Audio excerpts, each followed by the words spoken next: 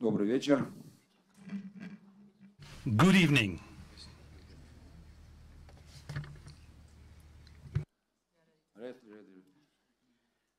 Good evening and dobro večer. I'd like to welcome all of you to Arena Kazan and welcome to our pre-match press conference with Russia. It's my pleasure to introduce people on the top table. There are Stanislav CHERCHESOV, coach of Russia, player Viktor VASIN, and next to me, Igor Vladimirov, team press officer. Before we start, I would like to point out that there is simultaneous translation through the headphones. Just select your language, channel 1 English, channel 2 Ruski, and channel 3 Spanish. Please use one of those languages for your questions, and when you ask a question, please announce your name and the organization you work for. But there are our volunteers, and they will pass the microphone to you. But before we go to your questions, I'll invite the coach and the player to make some comments about tomorrow's game.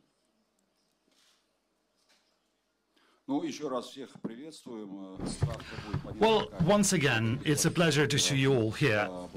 Tomorrow, you will see for yourself what it's like to play the third match, which is a decisive match for our team. So this is what we're in for tomorrow.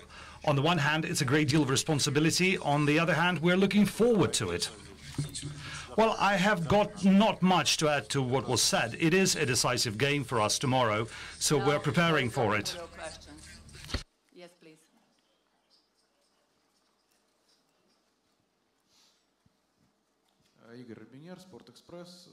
Sport Express. Two questions to Russia's coach in Russian. When you talk to your players, will you quote Andres Guardado, who said today that we are favorites in our match against Russia today and we are not even thinking about a defeat? How often did you use such an approach in talking to your team, and can you cite an example when this approach brought about certain results? My second question, 46 points separate Russia from Mexico in the FIFA rating, and Mexicans reached the playoff stage 6 times, Russia 0 times. Mexican players are more experienced. They play in leading European leagues, whereas all Russian players play in the Russian leagues. What do you think will enable you to win in this match? Well, first of all, it'll be a pleasure to see an old friend, well, a person I know for a very long time. PSV Eindhoven played against my team way back in the day, and it was lucky for us because we won both matches.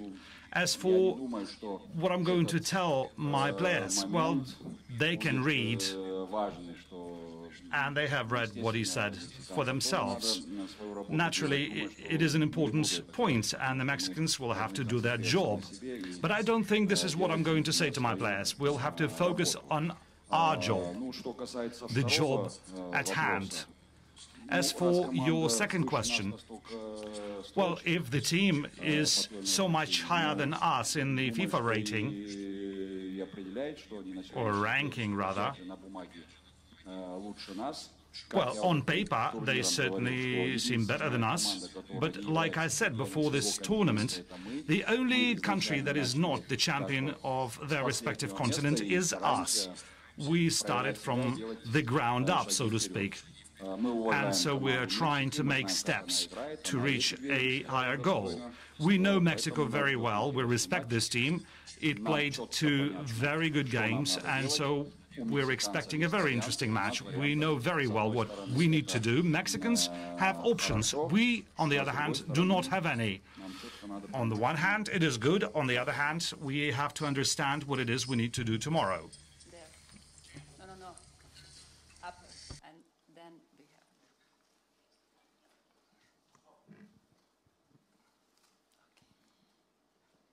Все-таки я? Yeah.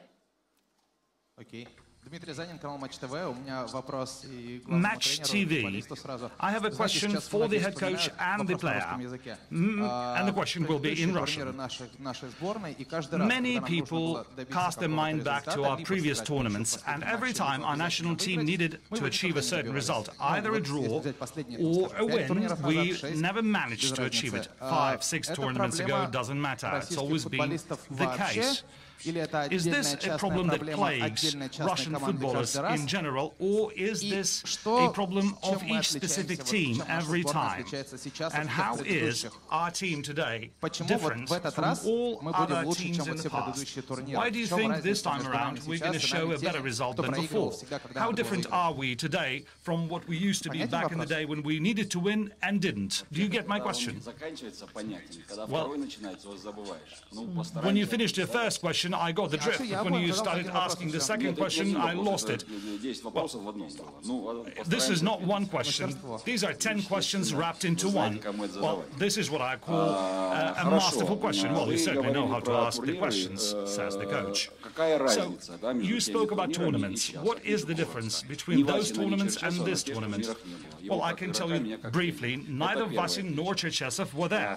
Me as a coach, him as a player. That's the first difference. The second difference is we play at home. And the third difference is that it is something we're going to show you tomorrow, or try to show you tomorrow. Excuse me. And the player. I am passing on the baton to the player. All tournaments end and all trends end, so we'll have to change our history. Wait to finish translation. Okay, go ahead.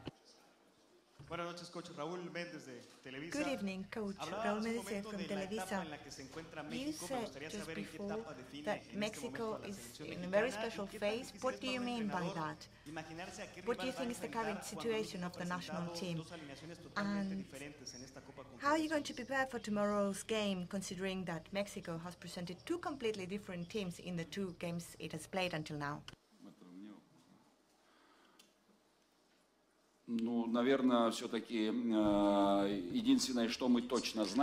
I think there is one thing that we know for sure. It is the lineup that cannot be changed. I'm talking about the 23 players that are on the Mexican team. We have studied our opponents. We have seen not just these last 2 games, but we know who can play in what position. But how they're going to play, well, only their head coach knows this. And before the game tomorrow, we will see their final lineup. Once again, we have enough information, and I'm convinced that both my colleague has enough information, and we have enough information about that. So I can't really predict what is going to happen tomorrow, but before the game, we will know. If you are happy with my answer, fine. If you're not, I can add, if you need to know something, I can add something.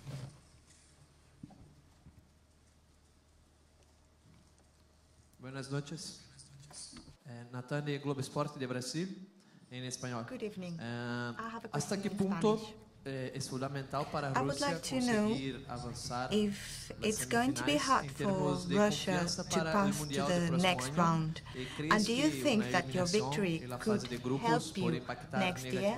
On the other hand, if you don't manage to go to the next round, do you think this will have a negative impact on the team until next year?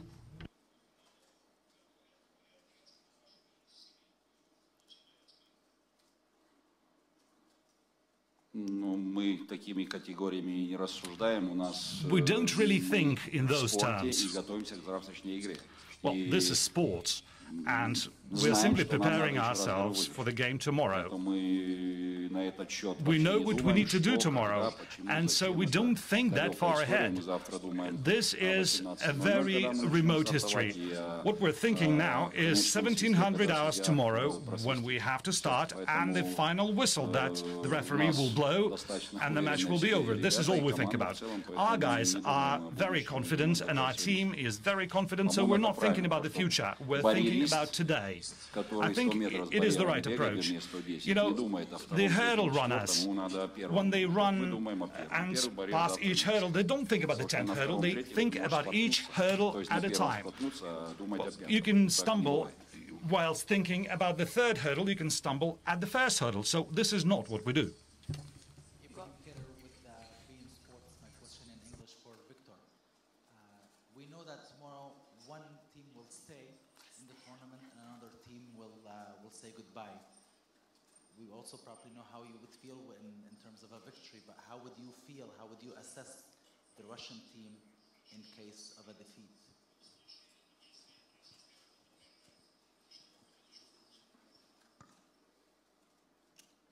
Ну, если честно, я о таком даже не думаю сейчас.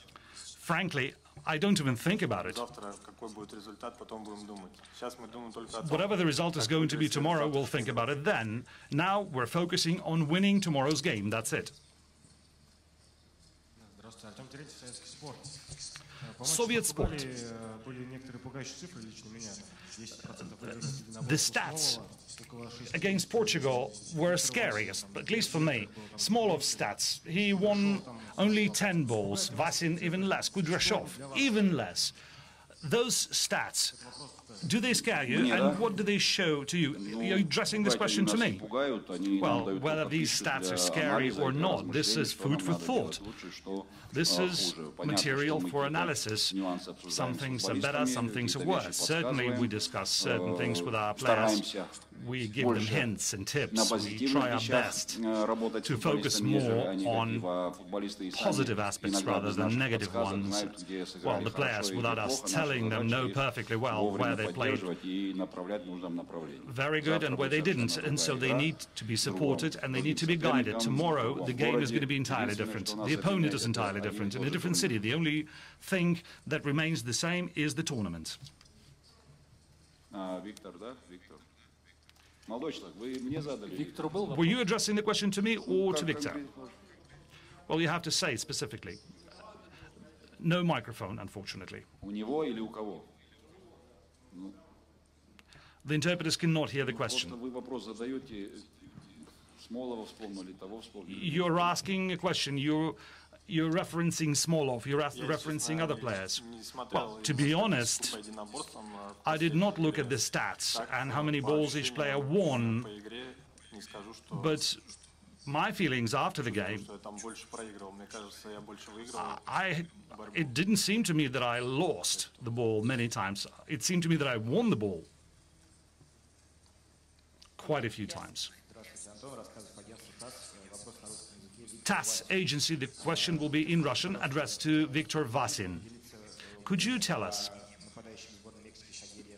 what do you think about Javier Hernandez, Mexico's striker?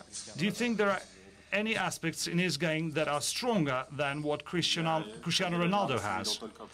Well, I've only seen Javier Hernandez on TV.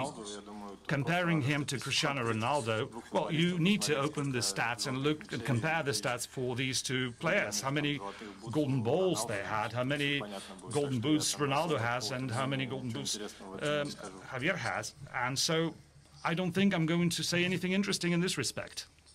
Microphone here, please.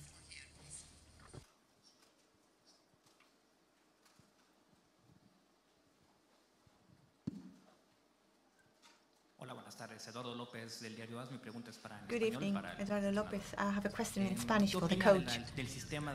What do you think about the rotation system that Osorio is using? Do you think this is a very good tool to improve competition among the players?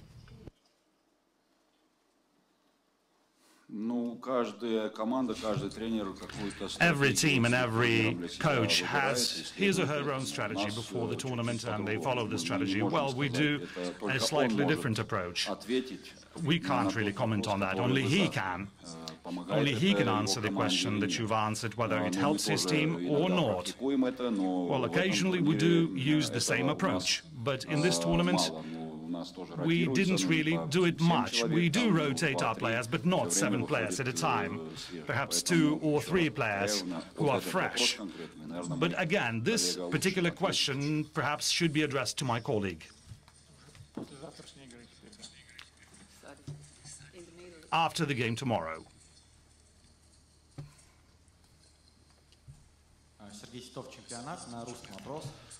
Championship newspaper. Question in Russian. You played against New Zealand with the three midfielders who were more attacking. With Portugal, 4+1, and the team was playing a more closed version of football. What will be your system tomorrow against Mexico? So you're addressing the question to me. On the one hand, I wouldn't call it a closed form of football. It's just that certain things we didn't manage to pull off in the attack, which is why we appeared the way we appeared and conceded a goal early on. But in the second half, we started in the same formation, and for 20 minutes we played a very attacking football as we planned initially. So I do not entirely agree with your assessment, but there is something to it. Well, tomorrow, again, we will have a word with the doctors, we'll have a word with each player, and depending on what needs to be done, we'll play accordingly. But I'm sure you know yourself, and we're going back to the same question, we need to win.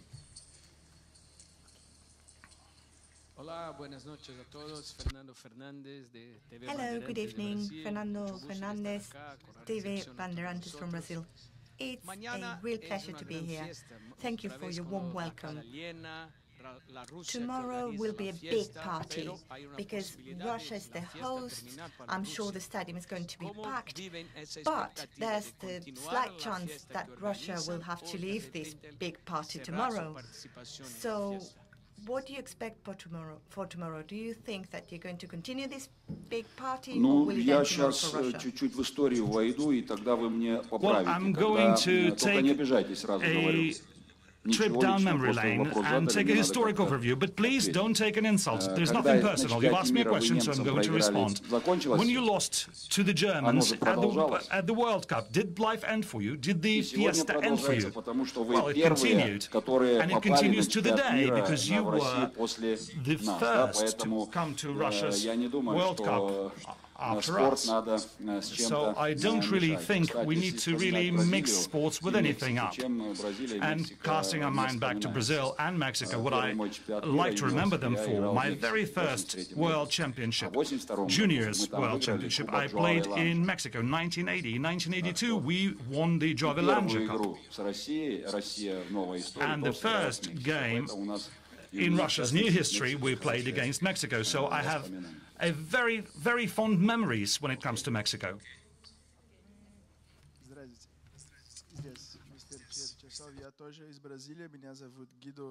I also come from Brazil. My name is Guido, and I will speak in English. Russian journalists about the picture that you took with Cristiano Ronaldo, and they told me that it seemed a little bit weird.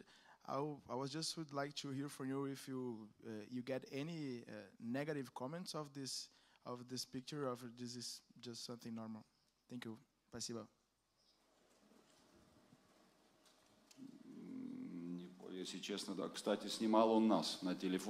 By the way, he was taking that photo using his telephone and didn't even send the photo to anyone. I don't even know how they got a hold of this photo. Well, first off, we met after a conference. I was getting out of the hall and he was sitting there, and so we got up, we shook hands and we took a photo. And my question is, what's so strange about it? I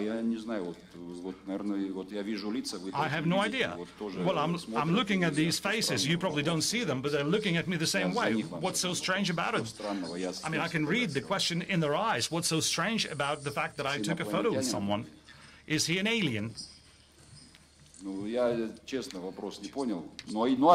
I still don't get your question, but I hope I did answer, and I hope you're satisfied with my answer. By the way, do not make any more photos, and do not send them God knows where. Okay. Here, please. Raise your hand.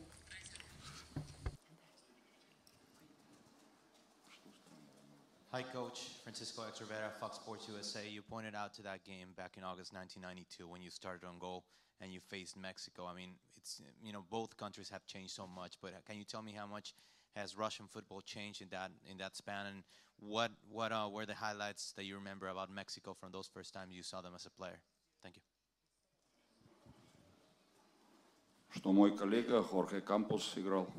that my colleague Jorge Campos was playing.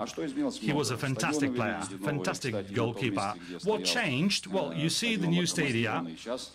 Back where the Locomotive Stadium used to be, well, it's also a new stadium. It's a beautiful new building, just like this one. So it's many years have passed, and football itself has changed.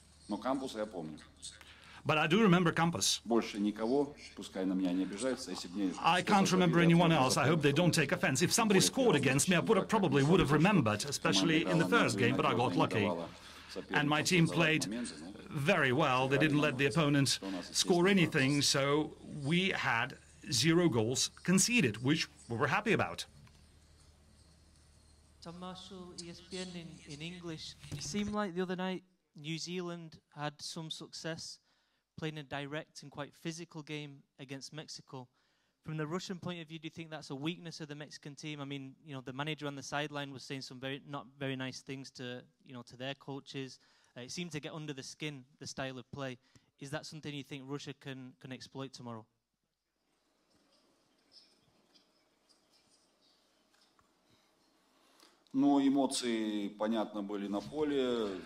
Well, I understand that people got emotional on the pitch. Well, football involves a lot of contact, sometimes to a greater degree, sometimes to a lesser degree. If I remember right, it was raining, so I think emotions took control. I don't want to remember any negative bits, but there were many positive bits. Beautiful goals were scored, and I paid more attention to that, and some tactical things that each team resorted to during the match. But whether they had an exchange of words or a clash of sorts, well, it happens. So let's leave it to the people who were there to comment on. A question for the coach from French TV. What do you think about the general enthusiasm in the Russian country for the national team at one year before the World Cup?